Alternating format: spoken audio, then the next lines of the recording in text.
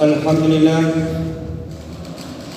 Alladzi arsala rasulahu bil huda wa dinil haqq liyudhhirahu ala dini kullihi wa kafa billahi shahida. Ashhadu an la ilaha illallah wahdahu la syarika lah syahadatan 'indaha li liqa'ihi sukhara. Wa ashhadu anna Muhammadan abduhu wa rasuluhu arfa'ul bariyati qadara. Allahumma salli wa sallim ala sayyidina Muhammad wa ala alihi wa ashabihi wa sallim tasliman katsira, amma ba'du.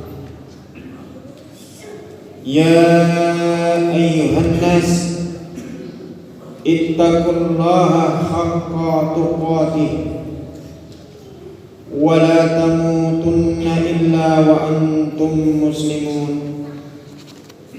A'udzu billahi minasy syaithanir rajim. Bismillahirrahmanirrahim.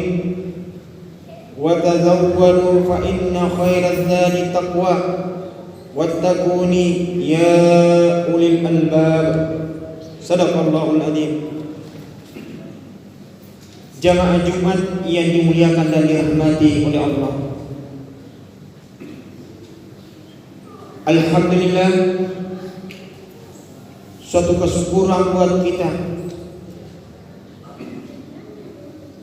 Allah panjangkan umur kita, plus dengan kesehatan, kesempatan, kemauan dan petunjuk dari Allah hingga pada hari ini kita mampu melangkahkan kaki kita ke rumah Allah. Tentu tiada lain untuk melaksanakan satu perintah sekali sepekan, yaitu salat Jumat secara berjamaah. Salawat dan salam kita curahkan kepada baginda Nabi besar Muhammad sallallahu alaihi wasallam beserta keluarganya, para sahabatnya, dan para pengikutnya sampai akhir zaman.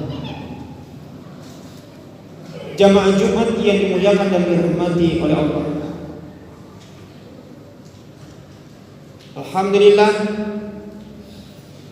tak terasa perjalanan waktu. Hari ini kita sudah memasuki Jumat terakhir di bulan Zulqa'dah, yang mana tinggal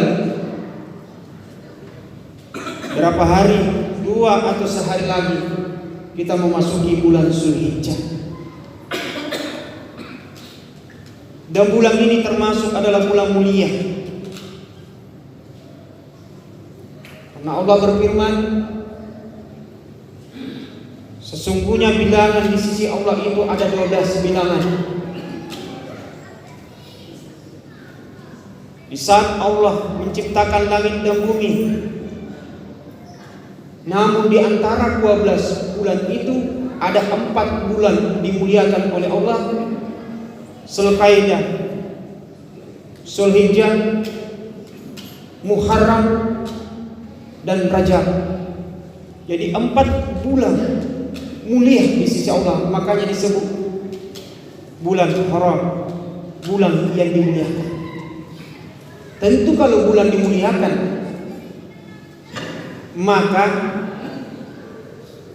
kita isi bulan kemuliaan itu dengan ibadah, mendekatkan diri kepada Allah. Karena kalau di bulan mulia, pasti pahalanya dilipat gandakan. Bagaimana dengan sebaliknya?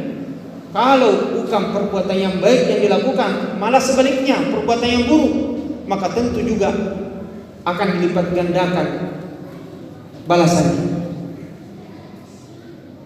Olehnya itu, ayo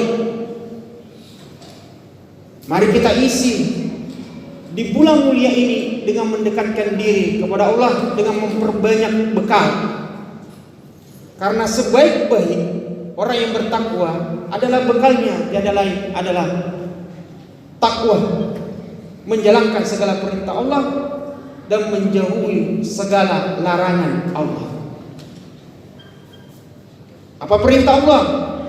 Sesudah orang mengucapkan 2 kalimat syahadat, asyhadu la ilaha illallah wa asyhadu anna Muhammadan Rasulullah, maka tentu tiada lain perintah itu wajib dia tunaikan, yaitu salat 5 waktu. Karena manusia sifatnya adalah pelupa, al-insan pelupa, maka mesti diingatkan terus-menerus. Sekalipun dia paham, dia tahu, tapi mesti diingatkan. Karena manusia itu pelupa, maka kewajiban itu selalu diingatkan oleh Allah. Di rukun Islam yang kedua adalah salat,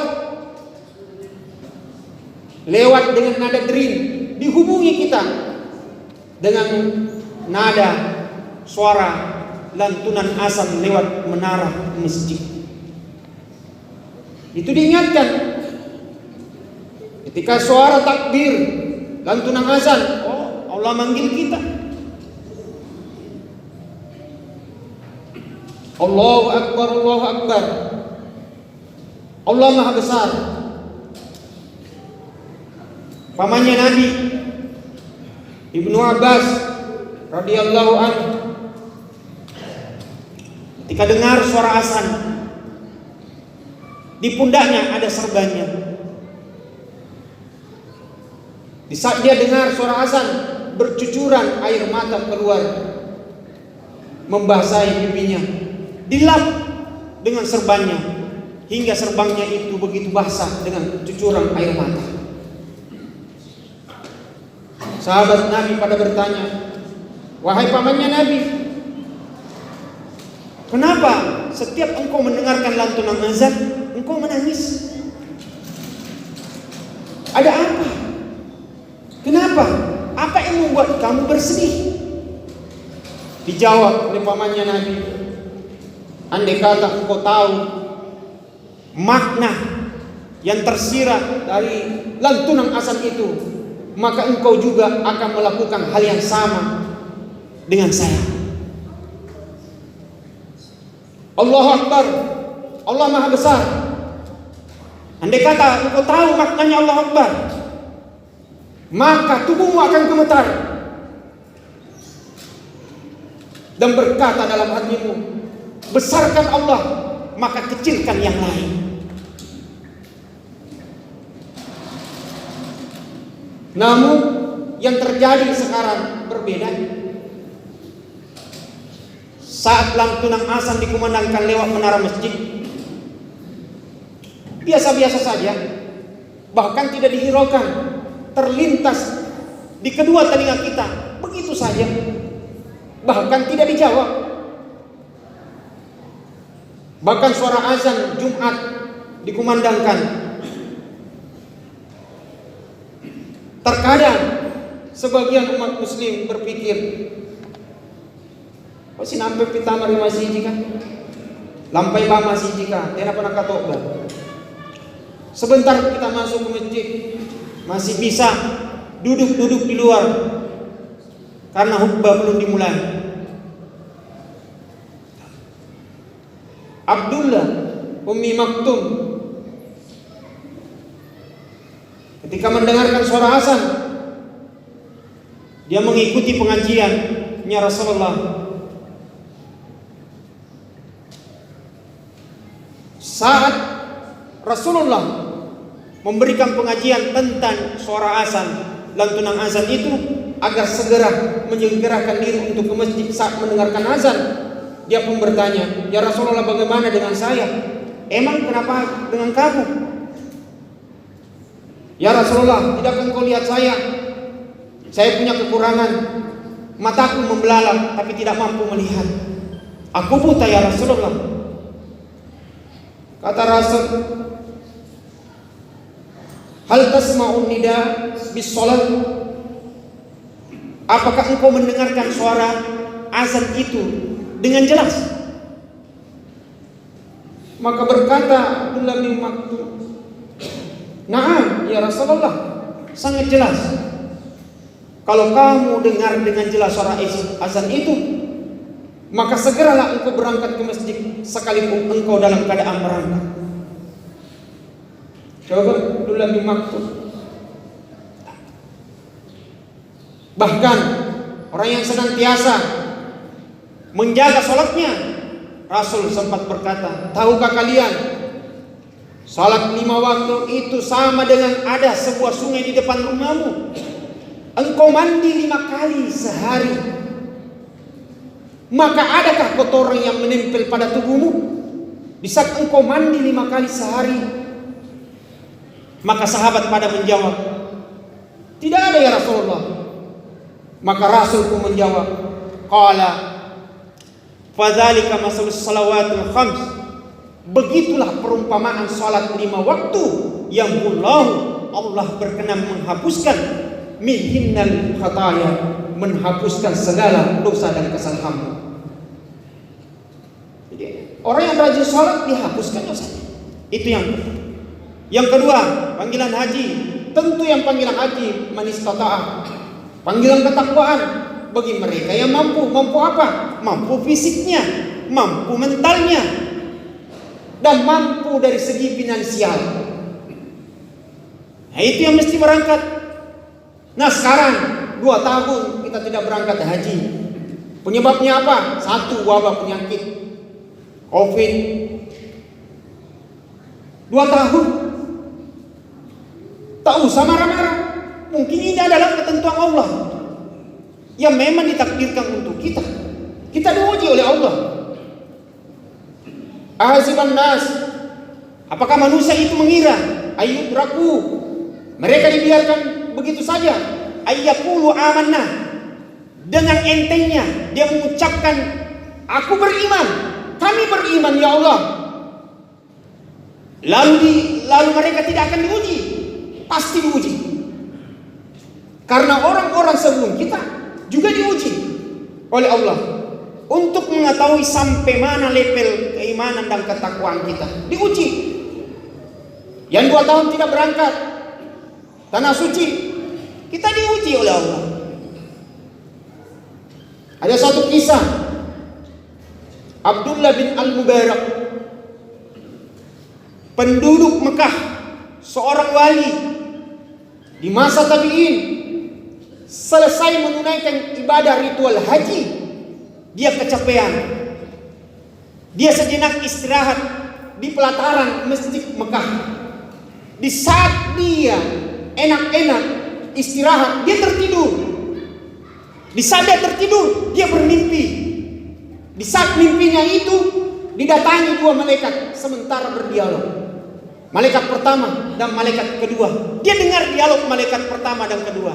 Malaikat kedua bertanya kepada malaikat pertama, wahai malaikat pertama, berapa orangkah yang berangkat tanah suci hari ini? Ada 600.000 orang. Bertanya lagi malaikat kedua, wahai malaikat pertama, ada berapakah di antara mereka yang diterima hajinya? Malaikat pertama berkata, tidak ada yang diterima hajinya. Gemetar Abdullah bin Al-Mubarak waktu itu. Dia dengar dialog kedua malaikat di dalam mimpinya. Dia gemetar, takut.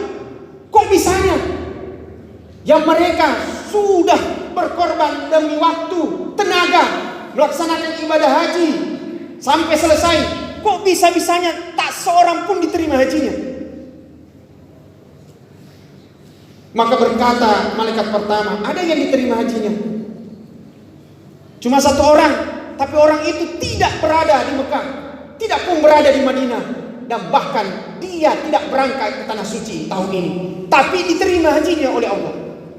Bukannya itu, diampuni dosanya oleh Allah, dan bahkan gara-gara dia 600.000 orang yang berangkat tanah suci tahun ini diterima oleh Allah, disebabkan karena 1 orang ini yang tidak berangkat ke tanah suci. Bertanya malaikat kedua, siapa itu orangnya? Tuh penjual sepatu yang tinggal di Damaskus, yang bernama Ali bin Muwafaq. Terbangun seketika Abdullah bin Al-Mubarak. Di tidurnya itu dia cek and recheck di Damaskus, cari di pasar penjual sepatu. Ketemu penjual sepatu, dia tanya, benarkah engkau bernama Ali bin Al-Muwaffaq? Ketika dia mendengar jawaban, iya, saya Ali bin Muwaffaq, dia menangis. Sudah dia menangis, dia pingsan. Saat pingsannya, dibawa ke rumahnya Ali. Di saat dia sadar, ditanya oleh Ali, wahai saudara, siapakah anda gerangan bertanya dengan nama saya? Kenapa anda menangis? Sesudah anda menangis, lalu kamu pingsan di hadapan saya. Saya menangis bahwa mimpiku itu benar. Saya pingsan. Ternyata apa yang dibicarakan oleh malaikat itu semua nyata. Engkau penjual sepatu, engkau bernama Ali bin Muwaffaq. Saya ingin bertanya kepadamu, benarkah engkau akan melaksanakan haji tahun ini? Iya. Benarkah kamu tidak berangkat tahun ini? Iya. Kenapa kau bisa tahu? Apakah gerangan engkau tidak berangkat haji tahun ini? Disebabkan karena istriku hamil tua. Ceritakan kepadaku. Di saat istriku hamil tua, istriku ngidam.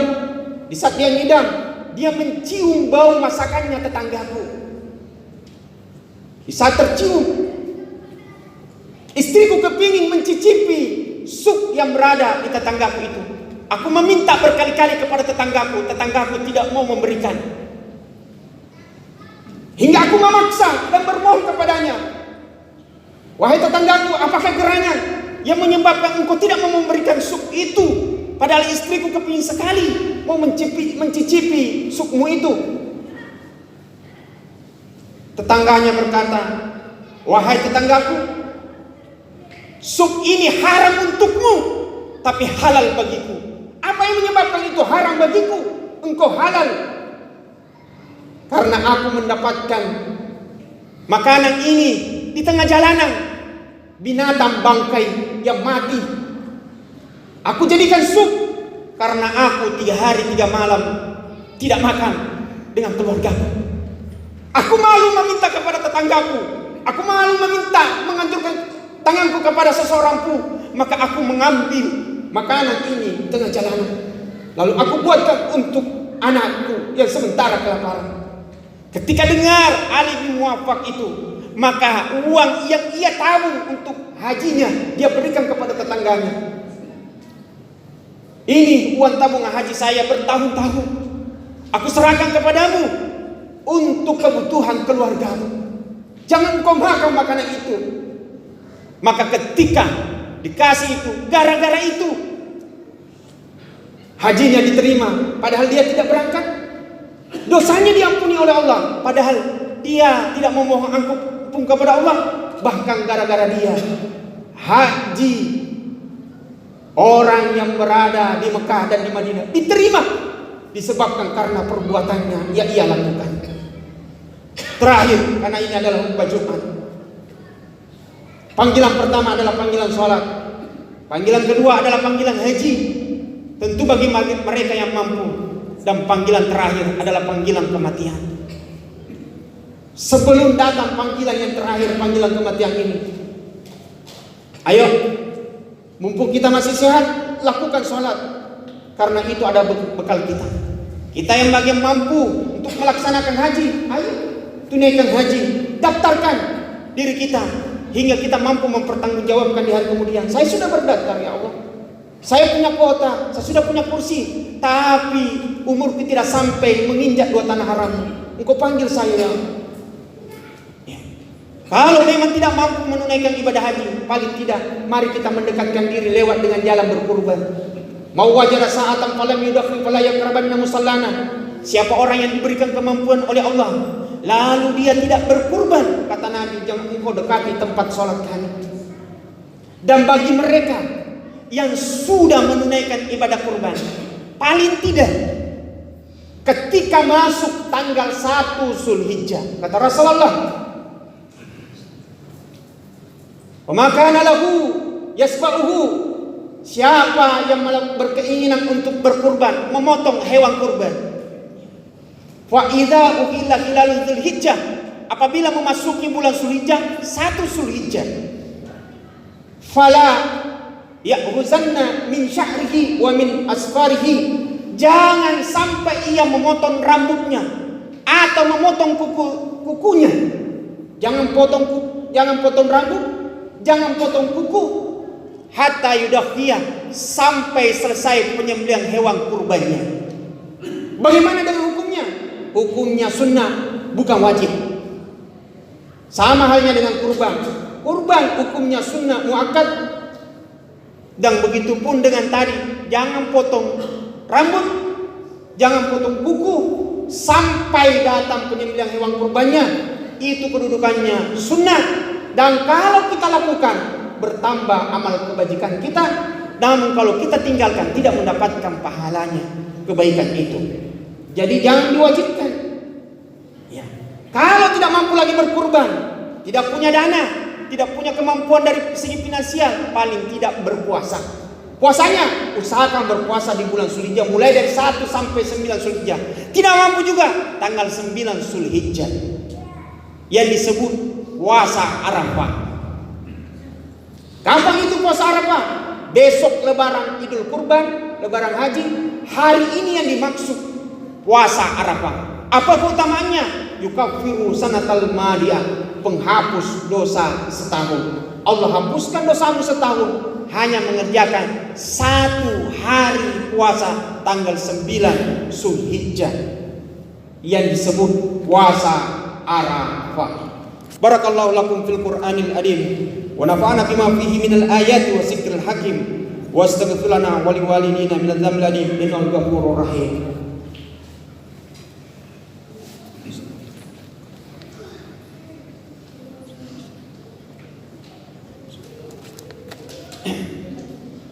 Alhamdulillah, marana min jahannam tasammu bihamdillahil matin. Asyhadu an la ilaha illallah wahdahu la syarika lahu iyyahu na'budu wa iyyahu nasta'in. Wa asyhadu anna sayyidina Muhammadan 'abduhu wa rasuluhu mab'uts rahmatan lil 'alamin. Allahumma shalli wa sallim wa barik ala sayyidina Muhammad wa ala alihi wa ashabihi ajma'in, amma ba'du. Usikum wa iyaya bi taqwallah wa ta'atihi la'allakum tuflihun. Innallaha wa malaikatahu yusalluna 'alan nabi. يا أيها الذين آمنوا صلوا عليه وسلموا تسليما. اللهم صل وسلم على سيدنا محمد وعلى آله وأصحابه وتابعين لهم بإحسان إلى يوم الدين وعلينا منهم ومعهم برحمتك يا أرحم الراحمين. اللهم اغفر للمؤمنين والمؤمنات والمسلمين والمسلمات الأحياء منهم والأموات. اللهم أعز الإسلام والمسلمين واحرق الكفرة والمشركين ولا تدعنا تحت قدم المنافقين الظالمين. اللهم ارفعنا البلاء والوباء والبلاء والفحشاء والمنكر. ربنا اغفر لنا وإخواننا الذين سبقونا بالإيمان ولا تجعل في قلوبنا غلا للذين آمنوا ربنا إنك رؤوف رحيم. ربنا آتنا في الدنيا حسنة وفي الآخرة حسنة وقنا عذاب النار. عباد الله إن الله يأمر بالعدل والإحسان وإيتاء ذي القربى وينهى عن الفحشاء والمنكر والبغي لعلكم تذكرون ولذكر الله أكبر. أستغفر الله لي ولكم. أقيموا الصلاة.